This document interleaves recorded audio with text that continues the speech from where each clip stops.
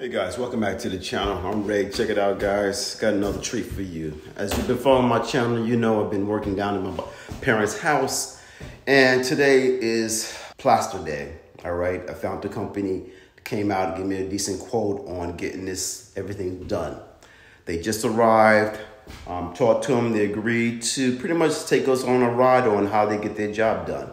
The owner of the company is Moses, all right, of New Beginning Plaster down here in Virginia Beach. So what we're going to do, we're going to go out there, we're going to talk to him, get into his head, tell him what makes a good plastering job, what have you. So guys, please consider like, subscribe. And again, this is pretty much like a rough cut, all right, of what's going on. I just thought it was very important to bring this information to you guys out there, because I know being DIY, you look for that information on how to get certain things done, and if you bring in a professional or not. In case I brought a professional to do the plastering, because I don't do that type of work, all right? So, but I'm here to get educated, and I'm gonna pass that information to you. So please consider like, subscribe, and let's get into the video. Let's go.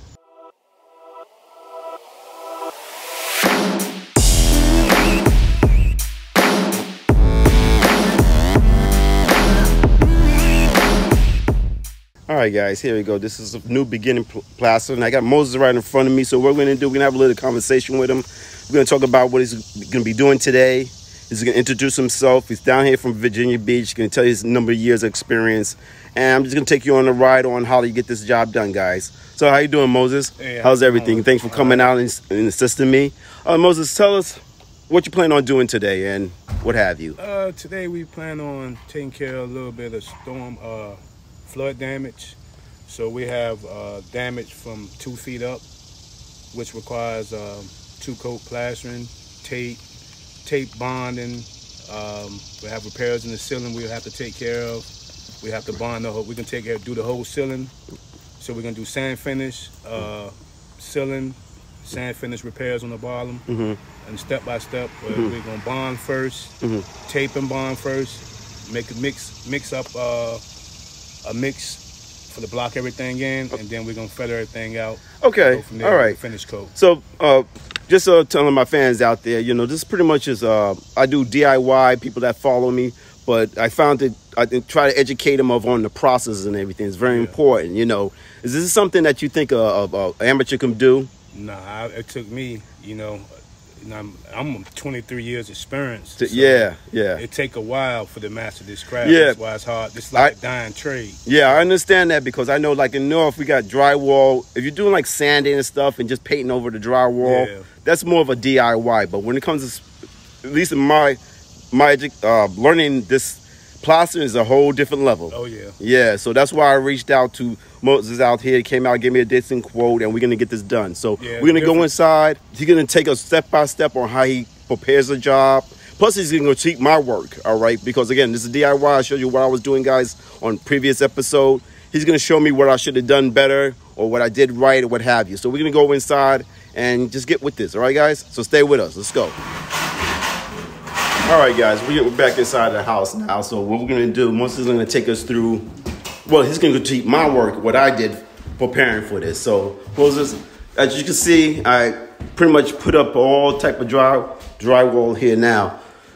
When I was buying this, and I didn't realize the different types of drywall. This is, what kind of drywall is this here? This is what you call plasterboard right here. Blue board. Right. Plasterboard, strictly for plaster. Right. You have gray boards and you have white boards, strictly for drywall. Okay. So these are strictly for plaster, so the plaster can stick. If you use a white board and the gray board, you would have to bond it with glue, the whole board. Right. Just for the plaster to stick to it. Right. So pretty much, this is what it is. We're gonna do this whole ceiling right here. Right. Instead of just trying to do the patches and try to blend everything in with the old texture. Right. So it's based that we're gonna put the pink glue on everything. So the plaster can actually stick to it. You won't have to worry about it coming down or anything when you put the light fixtures up or anything, because everything will be stuck. Right. Right. All right. So we got different type of boards. So guys, when you're out there, again, I just learned this when I picked this up. And to tell you the truth, Moses, when I bought this, it was by luck. Because I'm so used to just getting drywall. And when I bought this, I didn't realize it. It was a good mistake because, and then when I got home and I started researching it, I was like, oh, damn. I got to make sure I got to get this grade board because I didn't know you have to have a special board just for plaster. And down here in Virginia Beach, a lot of these new homes are all plastered, right? They don't do drywall and taping, just paint. They plaster it. Now they pretty much, drywall is pretty much taking over. Right. Plaster, I say, is a better insulation. Right. Because down the line, you'll always just see your drywall seams come back. Right. You know what I mean? That's true. And the paper tape will come out. Yeah. This is more of a concrete finish. Right. Which I recommend to anybody's house. If you have a water leak, you see how you said it was leaking for a long time. Right. But it never failed. Right. You get what I'm saying? Yeah. That's the plaster. The plaster will not come down. Yeah. Like drywall. The drywall, and it been coming down. Yeah. You seen it. It came down. Yeah, I got you. I understand. And again, and that's the beauty of having plaster. But the negative side is that if it is damaged, then you're gonna have to get it plastered to get it blended in. Oh, yeah. So that's a trade-off, guys. It's a durable finish, but it is a trade-off if you have damage. It's not something DIY can really. You can repair it, but to plaster it, you're gonna have to get a professional, in my opinion. Oh yeah. All right. So, as far as, let me just get to it. How did I do as far as my seams and putting it up? Did I? Nice and tight. No gaps, no deep gaps. Nice and level. You did good. All right. Everything nice and tight. You shouldn't have. So when I plaster, you wouldn't see no seams. You wouldn't even be able to tell where the repairs was at. All right. So it's important if you do this, guys, to have tight seams. Yeah. All right. Now check out that episode I just did before on how I got those tight seams. So very important to have the proper tools to do that. Now I know, like one point, I do have a gap right here. Over here, I got a big gap here, but because the people cut it uneven, and I didn't want to deal with that. Yeah, so that's the minor. Yeah. Minor thing. That's minor. The plaster. All right. But a good plaster will fill in any imperfection that the board hanger. Okay. But you made it easier on us. We have jobs. All right. Excellent. Yeah, you made it real easy on us. Nice and tight. So you gotta wait for it to dry too long. Everything would. Cool. All right, guys. So you saw that as the advice I gave you. Also on point. Keep it tight for the plaster so it's less work they have to do. All right. So what we're gonna do, guys, as you know, I'm gonna set up a camera. We're gonna do a time lapse. We're gonna let them get their work going. And if I see anything, I'm gonna stop. I'm gonna question them, and they're gonna educate us on how this is getting done. So let me ask you a question, Moses. I see you throwing up tape. Any type of special tape you throwing up there as far as this, or just is like traditional drywall tape? Nylon tape. Okay. Pretty much what we use for plaster. All right. Not the paper tape. So when the water hit it, you won't have to worry about it bubbling or coming down. All right. Once this mesh tape, you always put the mesh tape on top of all the seams. Right.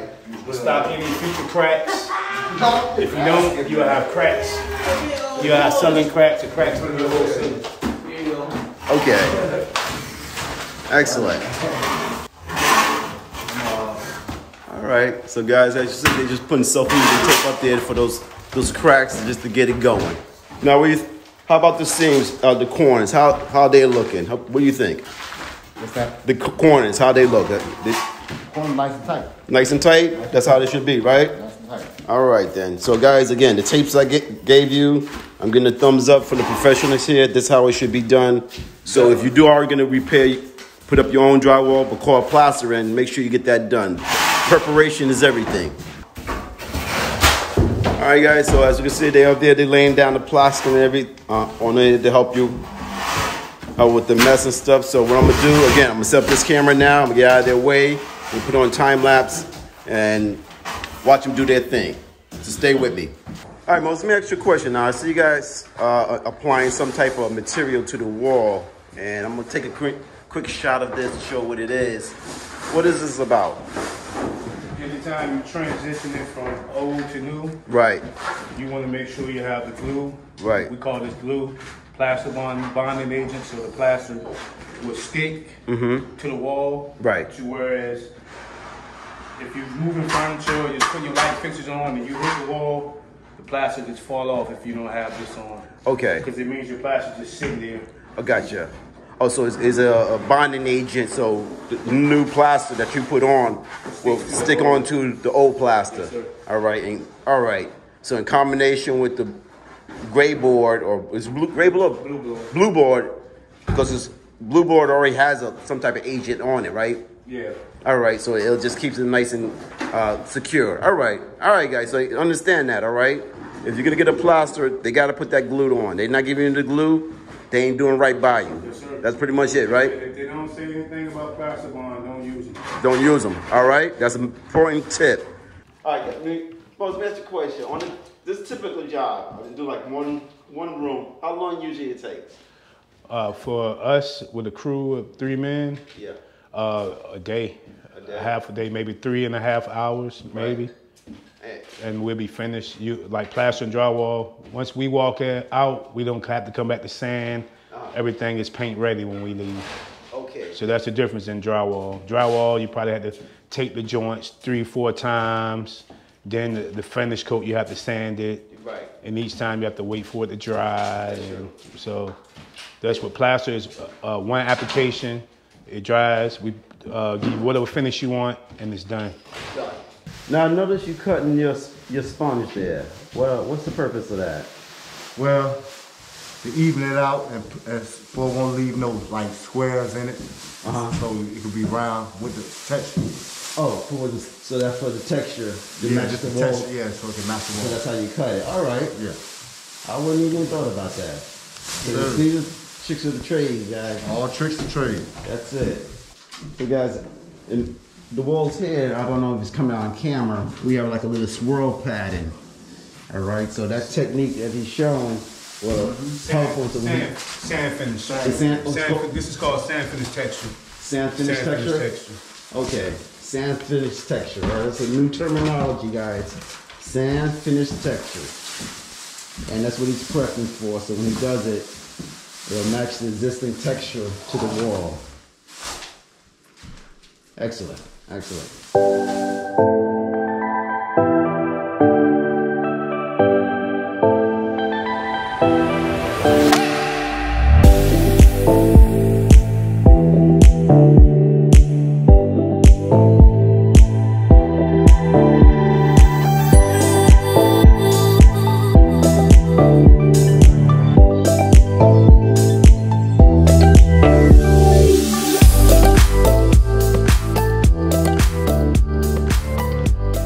So pretty much, if you're making a full bucket of mud, you need half full with water. So you have to fill the bucket halfway with water. Right. Maybe, about that much. Gotcha. And then you'll see the process. The stuff he just poured in the mud, let me see what you just poured, the stuff you just poured in the bucket, Frank. All right, guys, right now we're going through, he's going to explain the mixing process for the plaster. So we got a traditional Home Depot bucket, whatever bucket you got there. There's a 5-gallon bucket, right? 5-gallon bucket. Okay. You put half a bucket of water. Half a gallon, all right. This right here is called Plaster Accelerator, which speeds up the setting time.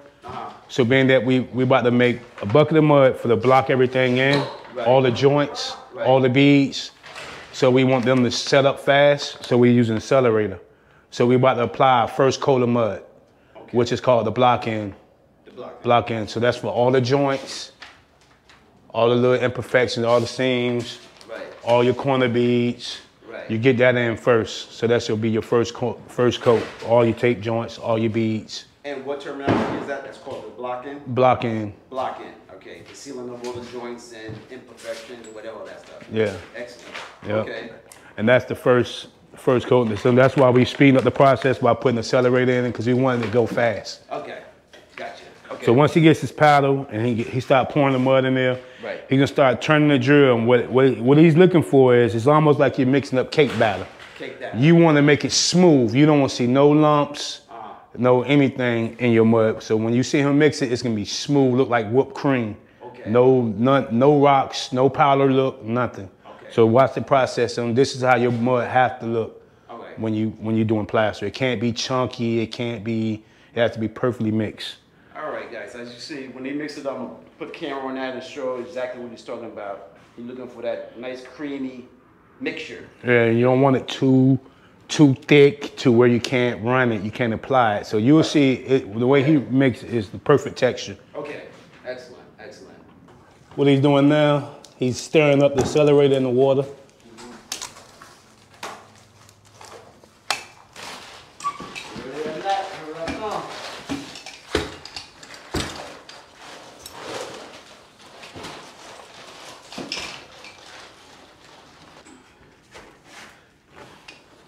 You know I do.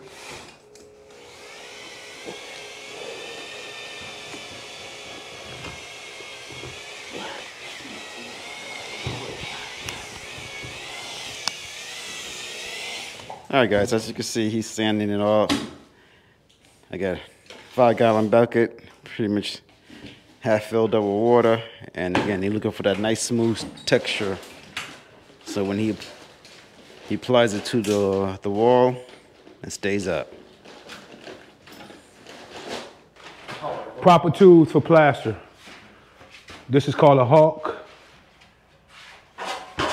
Trowel. Proper tools. Okay. Not a pan and a mud knife. Right. This is plastering tools. Right. A lot of people try to do it with the drywall pan and the knife. You can, but it's not recommended. Plastering trowel, hawk and trowel.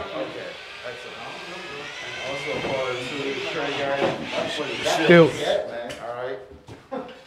So the stilts go by the height of the person. Right. Me, I'm a little taller than usual, so I can use the short stilts to reach anything from 8 foot to 9 foot. Anything over 9 foot, I have to get a different pair of stilts. Okay.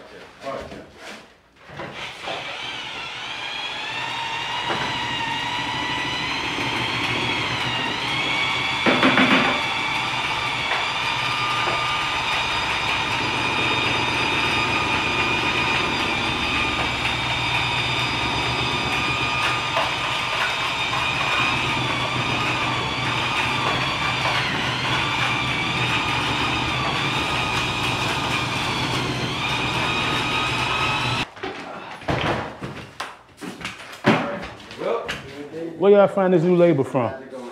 Now, how's that consistency for you? It's pretty much just like that. Oh yeah. All right. All right.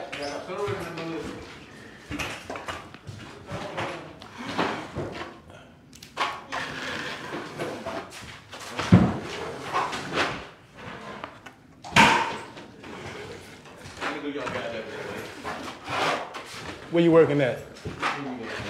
Huh? Movie up. All right, tell the audience what you're doing right now, Moses. Let them know. Pretty much flanking in, blocking in all the joints, all the seams. And that's pretty much what this process is, blocking everything in, getting all the joints right. So we don't gotta worry about any sudden cracks or any different cracks from the repairs showing. So I'm just doing a little quick coat, then I bust them out, make them a little wider.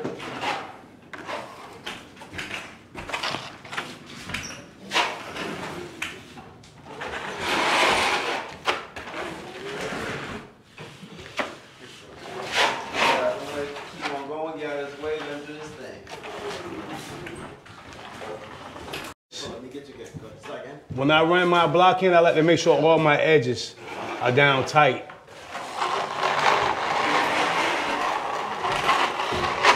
You either can do it with your trowel or you can do it with your sponge.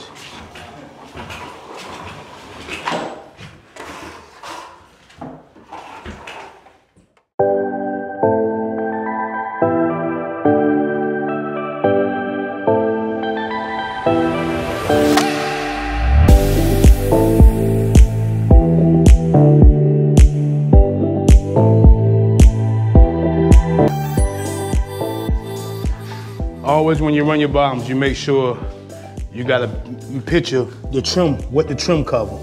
So you want to get as far closer to the floor as possible. So even when you rub your edges down, you want to make sure you rub them down smooth. Because that's you looking out for the trim man. Always look out for the tray that comes behind you. That's like cleaning your light boxes out, cleaning the stuff up for the electrician. like, you know, the baseboards, Right. stuff like that. Next person. Yeah, like even if the trim, make sure you clean this off for the painter. Like each trade, look out for the next trade. And that's the way you go. That's the courtesy that you do for the next person. Yep.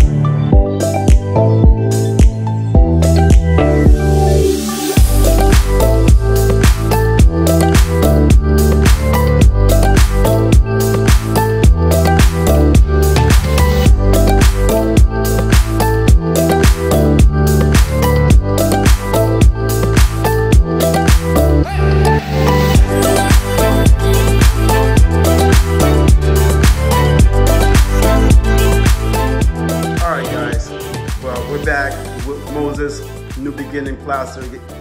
They finished the work here, guys, and I must admit, I like it. My dad, he paid for it. What do you think, Dad?